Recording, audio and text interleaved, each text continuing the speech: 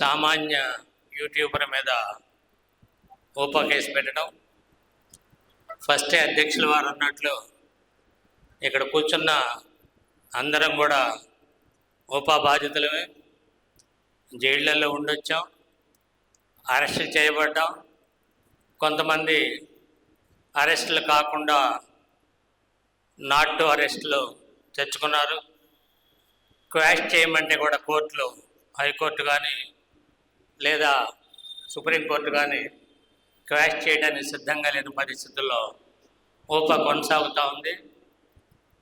మరి ఈ నేపథ్యంలో ఇవాళ ఒక యూట్యూబరు, ఒక జర్నలిస్టు మీద ఈ రకమైన అమానుషమైన కేసు పెట్టారు కాబట్టి ఒక సామాన్య మధ్యతరగతి ప్రజలు కూడా ఎంతో కొంత స్పందించే ఒక అవకాశం ఈరోజు వచ్చింది. సామాన్య జర్నలిస్టులు కూడా ప్రశ్నిస్తారనే ఆశతో మనం ఉన్నాం. కాబట్టి దీన్ని ఒక ఉద్యమం రూపంలోకి ఇతర సంఘాలు, ఇతర పార్టీలు, అట్లాగే బార్ అసోసియేషన్స్, రకరకాల సంఘాలను కలుపుకొని దీని ఒక పెద్ద ఉద్యమంలాగా తీసుకువెళ్ళడం అనేది అవసరం అనేది పీకేఎస్ భావిస్తుంది. ఇప్పుడే సలీం గారు చెప్పినట్లుగా ఒకటి రకరకాల ప్రజా పోరాటాలు, అట్లాగే ఒక సీనియర్ అడ్వకేట్స్, ఈ కేసుల్లో యాక్టివ్గా పనిచేస్తున్న సలీం గారు లాంటి వాళ్ళు, పిచ్చుక శ్రీనివాస్ గారు లాంటి వాళ్ళు, శ్రీమన్నారాయణ గారు లాంటి వాళ్ళు, వీళ్ళందరితో మనం సహకరిస్తూ మరి ఈ కేసును కూడా కోర్టు మెట్లెక్కించడం అనేది అవసరం అనేది మా భావన. మరి ఈ నేపథ్యంలో చాలామంది మాట్లాడుతున్న విషయం ఏంటంటే, పవన్ కళ్యాణ్ ఏదైతే మాట్లాడాడో ఆయన అనుకరించాడు. ఈయన మాట్లాడిన భాష అది కాదు. మొత్తంగా పవన్ కళ్యాణ్ ఏదైతే మాట్లాడాడో దాన్ని అనుకరణగా చేసుకొని ఇలా మాట్లాడాడు, ఇది కరెక్ట్ కాదు, ఈ భావజాలం కరెక్ట్ కాదనే భావనతో మరి ప్రశ్నారావణ్ మాట్లాడాడు. మరి ఆయన అనుకరిస్తేనే మరి ప్రశ్నారావణ్ మీద ఓపా కేసు పెట్టిన ప్రభుత్వం మరి పవన్ కళ్యాణ్ మీద ఎన్ని కేసులు పెట్టాలి?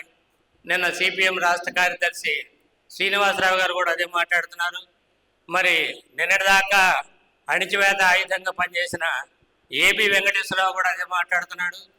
మరి ఈ నేపథ్యంలో కొంతమంది ఎప్పుడూ మాట్లాడని వ్యక్తులు కూడా ఈరోజు వేదికలు ఎక్కుతున్నారు. ఎందుకంటే వాళ్ళకి పదవులు రావట్లేదనే ఒక ఇబ్బందులు కానివ్వండి, లేదా రేపు మా దాకా, ఎందుకంటే ఇప్పుడు దాకా పౌర హక్కుల సంఘం, ఊపారద్దు పోరాట కమిటీ ఎన్ని చెప్పినా పట్టించుకొని సామాన్యుడు ఇవాళ ప్రశ్నారావణ్ మీద పెట్టేటప్పటికి రేపు మా మీద కూడా వచ్చిద్దేమో, పౌర హక్కుల సంఘం చంద్రశేఖరు లేదంటే ప్రజా సంఘాలు చెప్తున్నది వాస్తవ రూపం తాల్చుద్దేమో అనే ఒక భయం అయితే సామాన్య యూట్యూబర్లు కావచ్చు, జర్నలిస్టులు కావచ్చు, లేదంటే ప్రభుత్వానికి బాగా ఊదే జర్నలిస్టులు ఎవరైతే ఉన్నారో వాళ్ళకు కూడా కొంత కలగొచ్చని. ఎందుకంటే ఇవాళ వీడి ఉంటాడు, రేపు ఇంకొకటి వస్తాడు అధికారంలోకి, ఇవాళ వాడికి పట్టిన గతి రేపు వీడికి కూడా పడుతుంది. కాబట్టి ఈ నేపథ్యంలో మనం దీన్ని ఒక ఉద్యమ రూపంలో తీసుకెళ్లాలని మొత్తం ప్రజానీకాన్ని, ఎందుకంటే ఇవాళ మనం ఇక్కడ పెట్టాం సిపిఐ పార్టీ ఆఫీస్లో వామపక్షాలందరినీ పిలిచి, ఇంకా రకరకాల మేధావులను పిలిచి